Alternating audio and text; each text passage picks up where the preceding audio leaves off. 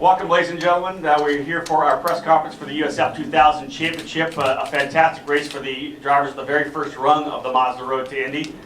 Great drive all around and some exciting racing at the end with a yellow flag with just 2 laps remaining. Gave us a 1-lap dash for the win. We'll start down at the far end of the table here with a driver who's dominated the national class this year, Scott Reddick. Another victory for Scott. Just some great racing for Scott out there. Tell us about your event, Scott. Staying out of trouble, number one, good idea. But how was the track for you guys out there with the national cross cars? Well, you know, the track was very good. Definitely more grip than yesterday, and I knew I had a very good car, very good setup. So I knew it was up to me to just stay out of trouble. And there was certainly a lot of trouble out there to be had. But you know, I put my head down. I drove smart, pretty conservative. My teammate drove very well, and I left an opening, and he did get around me once, but I was able to get back around him on the same lap and get back in the lead, because I definitely wanted to be in the lead in case the full course caution came out and the race ended.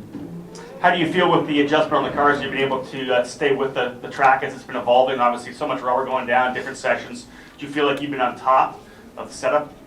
Yeah, you know, we came here with a very good setup, and then we've just been tweaking it. The track's been changing a lot, but we've been able to adapt and, you know, keep the car under us. Any chance of making the car even better for the next session for tomorrow, or do you have what you have right now? Well, absolutely, we'll make it better. Congratulations. Thank you. Another great victory. Moving on to the driver finishing 3rd spot, and it actually ended up being a 3rd with what, maybe 4 or 5 corners left, maybe 3 corners left on the racetrack. I believe it was turn number 8. Great run for Danilo Estrella. You were 4th at one point, able to get a pass by Heinrich Furisev in the final lap. But before that, let's talk about your race a bit. I heard you discussing the fact that maybe a bad restart on one of the races or one of the restarts. How did your race unfold for you? You know, for really good.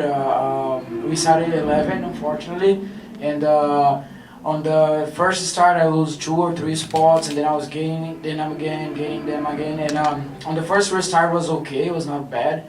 So I just keep gaining spots. But on this last restart they had, my engineer called me. He said it was a red flag, but and then he was gonna be a checkered flag, and he called me on the last minute and he said it was gonna go green. So I kind of fell a little bit back.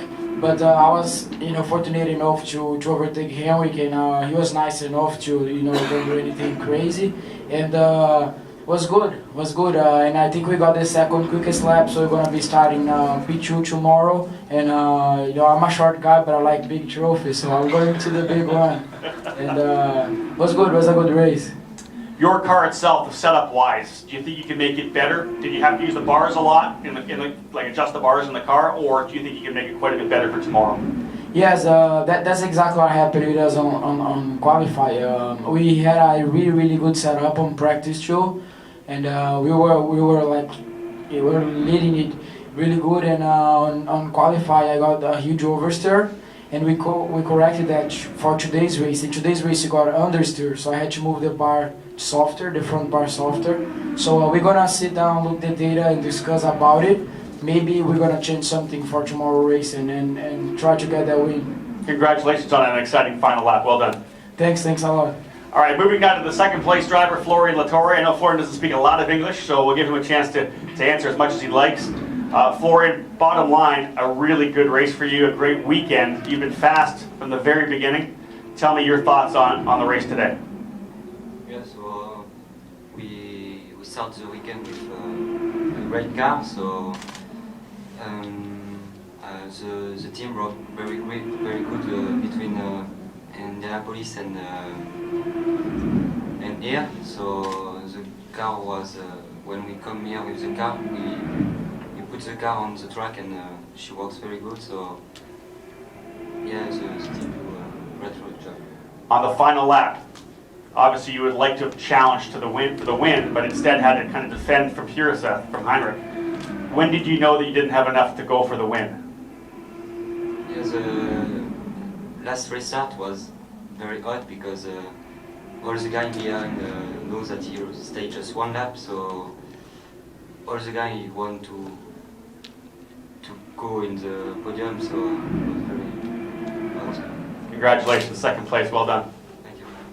Moving down to Neil Alberico, a very big win for you. I think we'll all look back at this as being a big win, depending on whatever happens here this year. A victory at Lucas Oil Raceway the night before the 500 kind of turned things around for you, like a momentum shift. And to be able to come here and have the Cape guys be very strong, very quick, and then have a great race as you did, and getting out of trouble early, must make you feel pretty good having another victory to kind of get things really rolling for you. Yeah, for sure. Momentum played a big factor, and having the last one at Indy and then going into a big break, you know, you just kind of keep yourself on your toes and focus on, you know, what you have to do to make it happen. You know, the championship's not over till it's over. So, yeah, we had some unfortunate start to the season, but you know, that's the way it is. It's racing, and that's, you know, what we've been doing our whole lives, so we know what to expect. But yeah, you just kind of focus forward. The Cape Motorsports guys did a great job this weekend.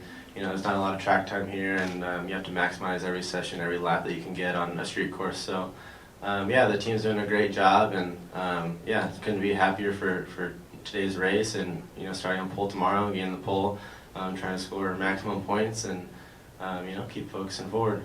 One question I have, seeing as you guys don't actually have a warm-up session before the races here, you essentially just, you know, you go to sleep, you come back, you're in your race cars, and you're going right into full-on racing.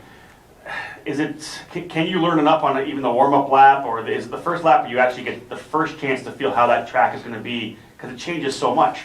Is it just the first lap on the racetrack, and you're just kind of trying to figure out what it's going to do?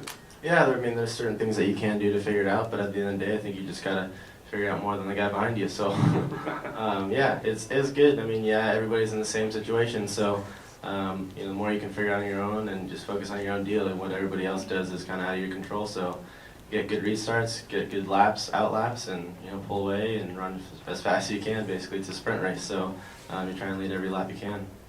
Let's open it to the floor. Any questions on the floor right now? Al? Let's start with Neil.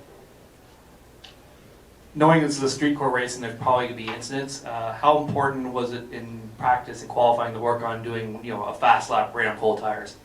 Yeah, I mean, qualifying, yeah, you want to get out there and do, you know, as fast laps as you can, your out laps, you know, and again, it's just the same situation in any race that you go to. You can't control what anybody else does. If they crash, they crash. Everybody else is in the same situation. So if red flag comes out, the red flag comes out. You can't do anything about it. So you run your own race. You focus on your own, you know, your own lap times. You go out, do your own job, and the team does their job. And they, you know, the Cape Motorsport guys are good. You go out with a plan, and you know, the team executed it perfectly yesterday in qualifying, starting front row, and we did well to win the race today. So yeah, I think they got this stuff figured out. So it's just kind of focusing forward, and you know, start pulling for the race tomorrow, and yeah, what happens happens.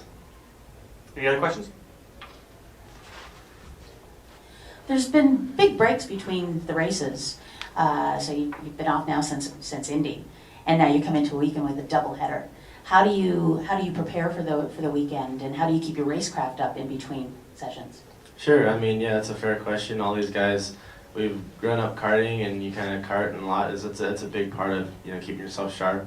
You know, train, do a lot of stuff with the team. You know, weeks of preparation, testing, private testing, and stuff like that. But yeah, I mean, you go into each race with the same mindset. You know, you want to win, and you can only focus on what you're doing at that moment. So it's just kind of you, yourself, the team, and it's all you.